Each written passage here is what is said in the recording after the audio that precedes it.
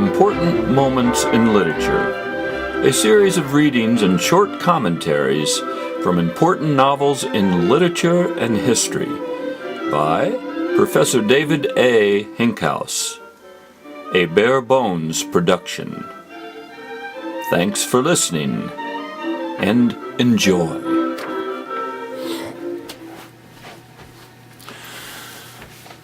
Good morning. I'm going to read a section out of one of my favorite novels. It's a historical fiction written by Mr. Frank McCourt called Aslhes. The novel pretty much revolves around his life of poverty in Limerick, Ireland, and how, as he grew older, in and around his growth, a particular teacher helped nourish his writing talent, and it was nourished in other ways also that you find out about later in the book.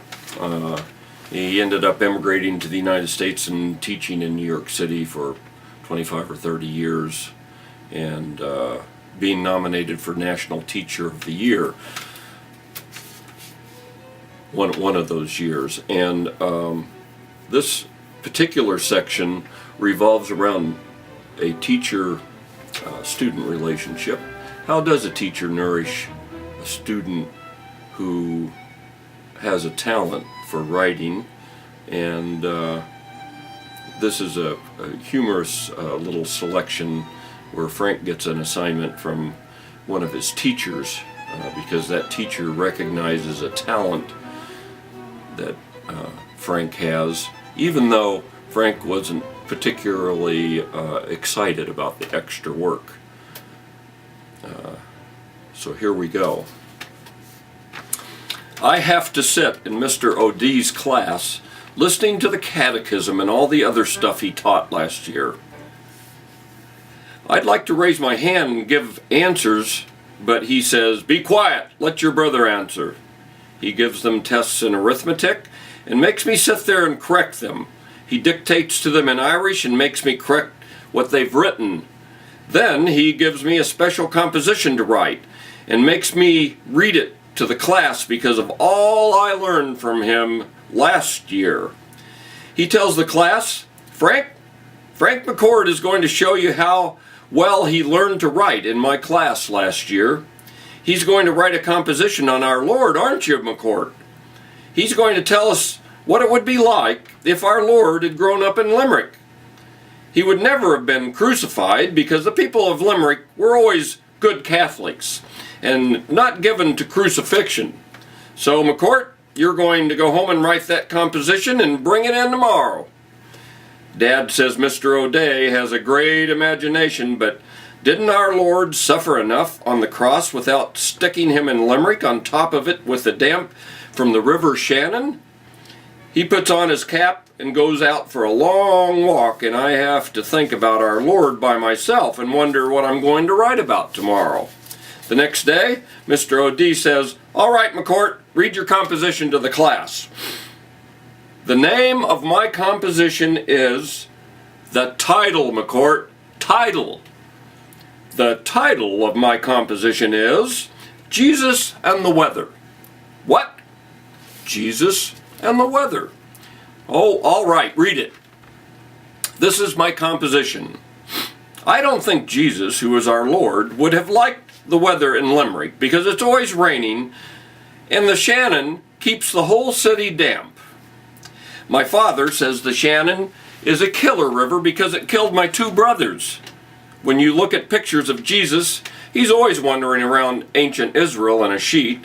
It never rains there, and you never hear of anyone coughing or getting the consumption or anything like that. And no one has a job there because all they do is stand around and eat manna and shake their fists and go to crucifixions. Anytime Jesus got hungry, all he had to do was walk up the road to a fig tree or an orange tree and have his fill. He wanted a pint, he could wave his hand over a big glass and there was a pint. Or he could visit Mary Magdalene and her sister Martha, and they'd give him his dinner, no questions asked. and he'd get his feet washed and dried with Mary Magdalene's hair while Martha washed the dishes, which I don't think was fair. Why should she have to wash the dishes while her sister sits out there chatting with our Lord?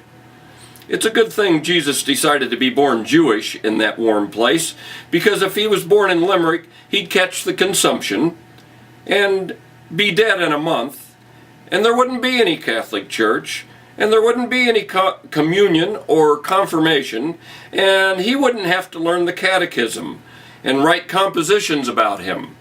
The end. Mr. O'Day is quiet and gives me a strange look, and I'm worried because he's quiet like that, and it means something or someone is going to suffer. He says, "McCourt, who wrote that composition?" "I did, sir." "Did your father write that composition?" "He didn't, sir." "Come here, McCourt." I followed him out the door, along the hall to the headmaster's room.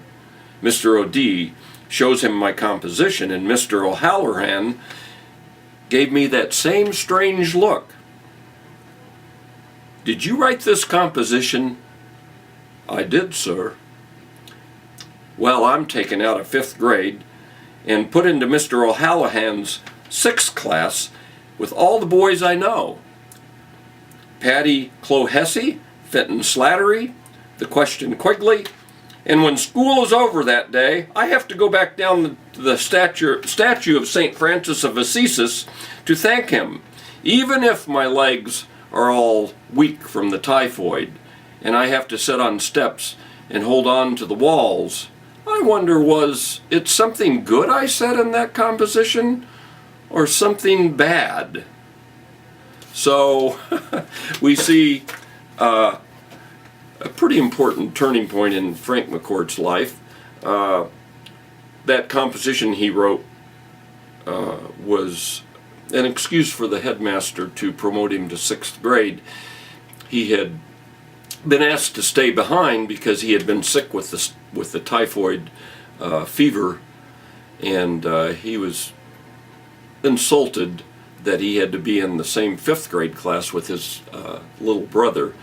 And this particular composition is the one that got him promoted. But there was more behind it than getting promoted from 5th grade to 6th grade, and I think we can all see the other layer of a teacher recognizing a talent in a student and bringing that talent out and positively reinforcing that talent with that promotion to 6th grade, and perhaps that became the turning point in Frank McCourt's life, where he thought that the printed word could be pretty doggone powerful, or the written word, however you would want to say that.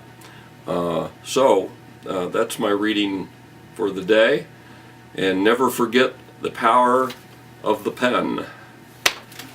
Thank you for listening.